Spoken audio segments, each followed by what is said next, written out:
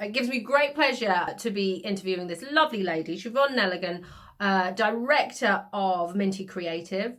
Siobhan single-handedly, or her team and Siobhan, got me on social media and also got me marketing. They specialize in digital marketing, and without them, you wouldn't be seeing me. So with no further ado, welcome, Siobhan. Hello. Thank you. I appreciate you taking the time to talk to me today. No, it's my pleasure completely. I think we've been trying to do this for a while. So, Minty Creative, tell me a little bit more about yourselves, what your primary focuses are, what do you do for you clients such as myself? So we're based in Surrey, just outside London, and we're a specialist digital marketing agency. Particular focus on content marketing, web design, social media, and supporting customers to get the most out of their digital presence. So we met many years ago, didn't we? We're both from the gambling industry. I think we both sit here to show immediately the diversity in the gambling industry that has been very skeptical in years past.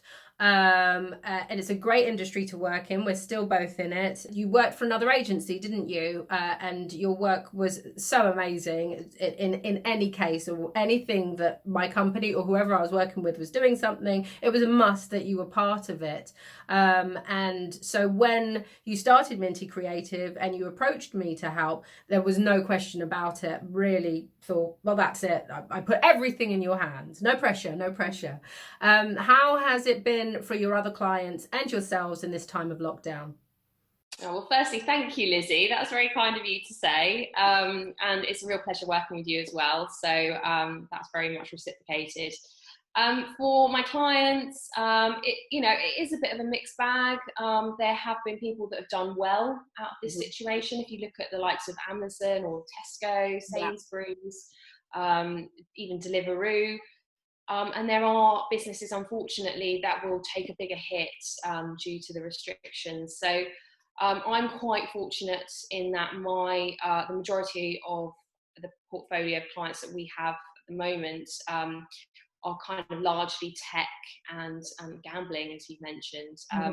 So, there's a real demand, I think, for tech solutions, and certainly online gambling. People are spending more time at home than ever. They're looking for entertainment. Casino searches are sort of an all-time high. But then you compare that to sports betting, which is completely stopped, and there's sort of movements within the industry towards esports. So if you look at Formula One, they're doing a virtual Grand Prix. So I think for any business, there are some that will do well, and there are some that will struggle, unfortunately. And I think our role at Minty Creative is to ensure that we support all of our clients to get the most out of their marketing spend and strategy that gives return on investment for them. Okay, so you've seen a rise in new clients, you've seen prospectives maybe give you more responsibility, and also the added extra, which is some people just take a step back because they're unsure of this time. In terms of this ramp up, what do you think will stay? What do you think will translate to post-COVID landscapes for you or for the digital period? Yeah, I mean, certainly it's about communication. We rely on communication. It's such an integral part of life. And, if this had happened at a time when we didn't have smartphones or internet, can you imagine how it would be? So we're very fortunate that we have that digital channel to call upon. And now more than ever, it's important to be in contact with your customers or your clients, and maintain that relationship, because business is built on relationships, right? And if you can, even digitally, if you can maintain that relationship, customers will remember you and they'll remember your brand. Yeah, I think that's really interesting because we work on the personable code. We are very, very close with our clients. We make sure that we have that authentic relationship to make sure that we know exactly what they want, especially in events with marketing and so forth. How has that changed? So in terms of the way you communicate with your clients and so forth, that initial mirror of professionalism that we had to uphold at all times has somewhat, for me, just opened itself up a little bit. You're talking about the family, you're making sure that everyone's okay, etc., etc. How have you seen that change within your relationships with your clients?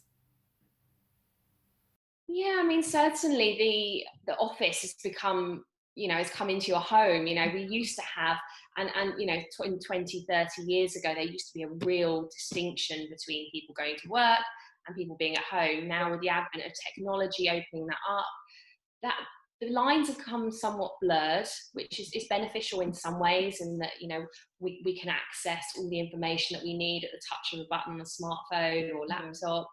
But it can be detrimental in some ways, because you kind of have to resist kind of switching the laptop on in the evening. If you're just sitting around, you're mindlessly scrolling sometimes.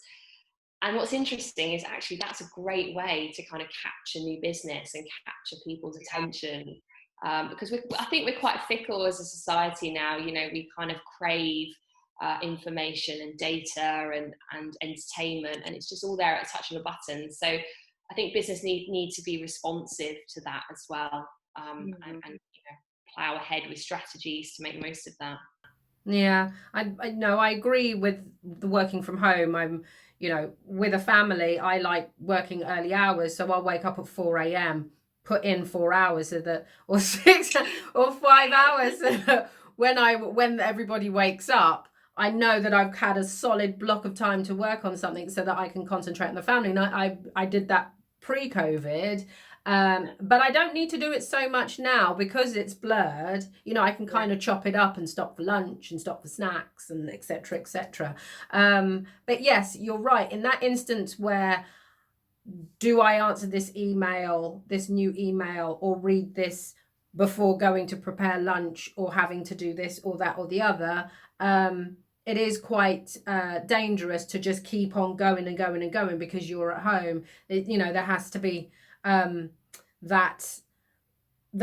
that distinction at home for your well-being. So what are your tips in terms of making sure to be that you're looked after in this time where you may feel that you need to overachieve because there's no need for travel or those expendable things that you had before?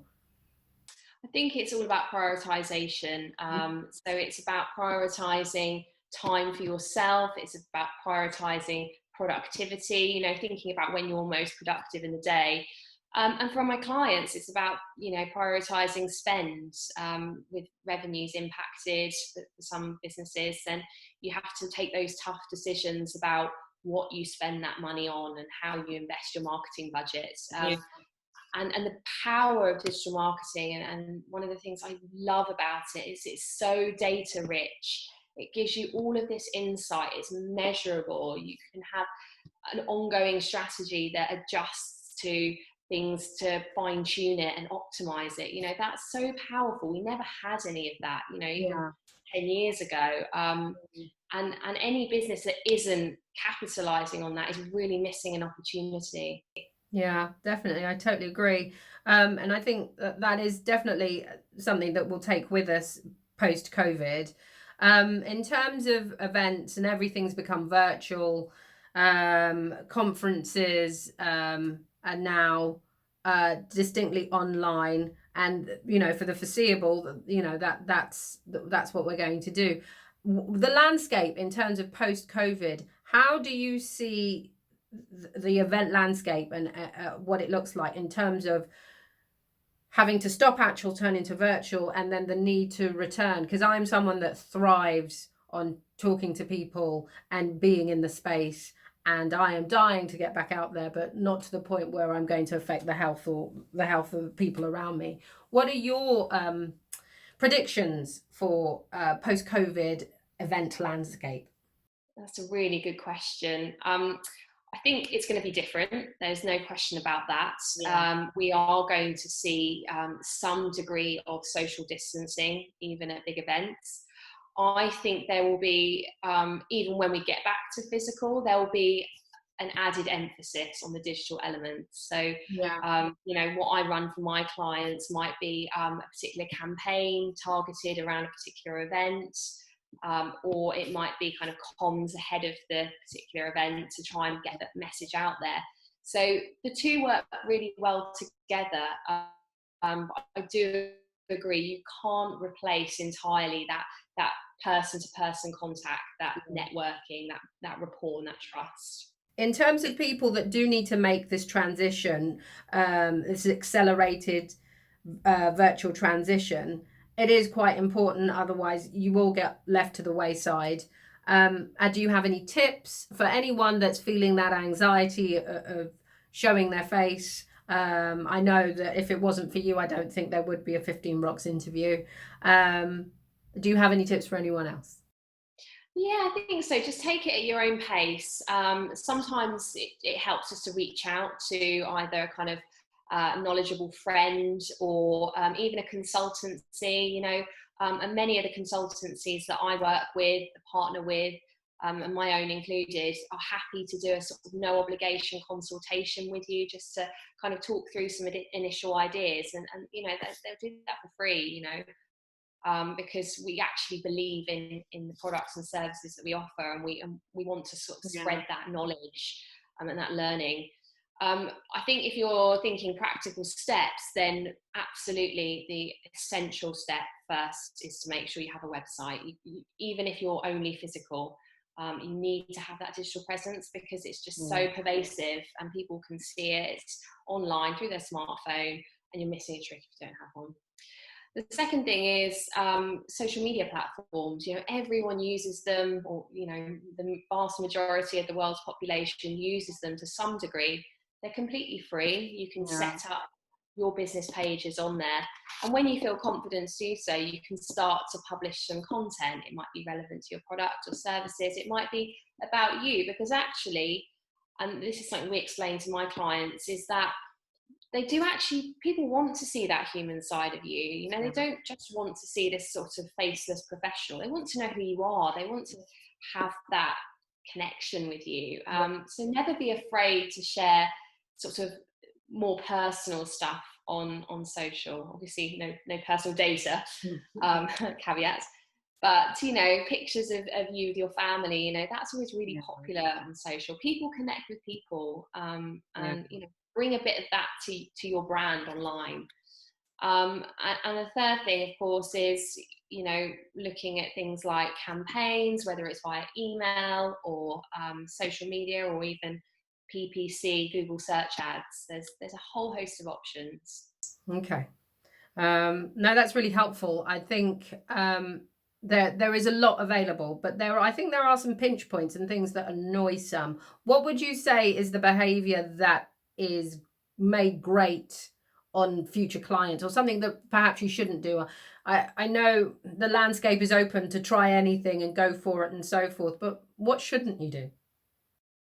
There's no fixed answer to that, because what you do as a brand business online is very bespoke to the audience that you're trying to reach. You could think of anything, couldn't you? And what works well for one industry or one company just would not cut the mustard with another.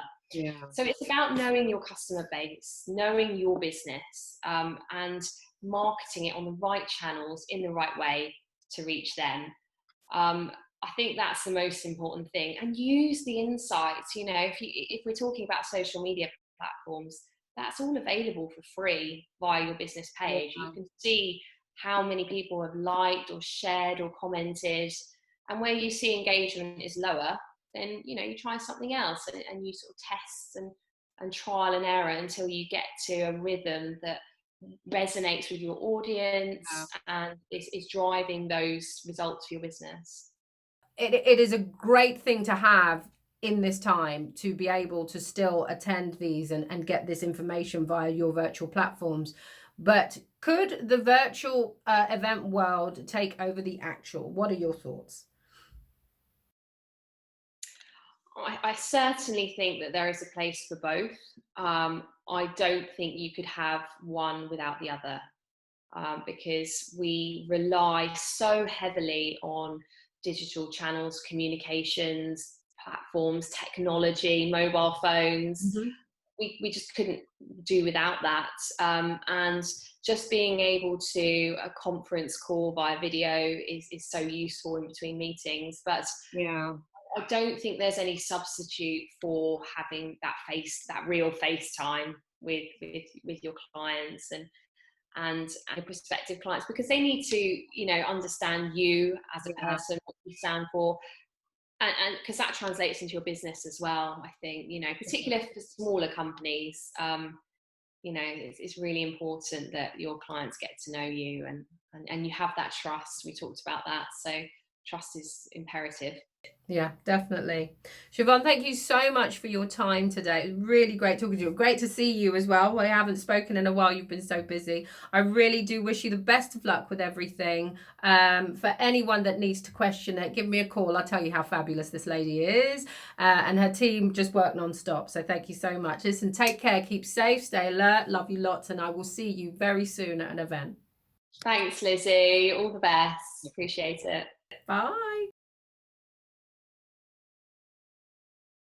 Thanks for watching. I hope you enjoyed this interview. If you'd like to be alerted of the new interviews coming up in our series, please feel free to follow us on LinkedIn, Instagram, and Twitter. Our ID is 15RocksLimited.